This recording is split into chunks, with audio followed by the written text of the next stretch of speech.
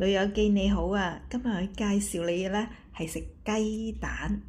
咁雞蛋呢個營養密度好高嘅喎，佢有完整嘅氨基酸，蛋黃裏邊嘅維生素 A、D、E 同埋 B12呢，鐵、鋅、硒呢啲礦物質就可以增強免疫力，改善皮膚同埋骨骼健康。而裏邊嘅卵磷脂同埋膽鹼呢，對於大腦發育同埋記憶力嘅提升係好重要㗎。就對於兒童同埋孕婦呢，亦都係非常之適合嘅。咁蛋黃裏邊有葉黃素同埋玉米黃素，咁對於眼睛係有保護作用嘅。咁同埋咧，減肥嘅人士食蛋呢係最好㗎啦，因為個卡路里咧係好低嘅。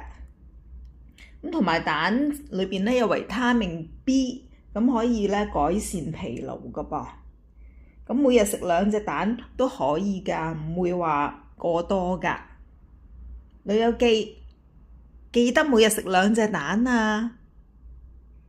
嗱，如果你喜歡呢個 channel 嘅話，請訂閱、留言、分享，多謝你啊！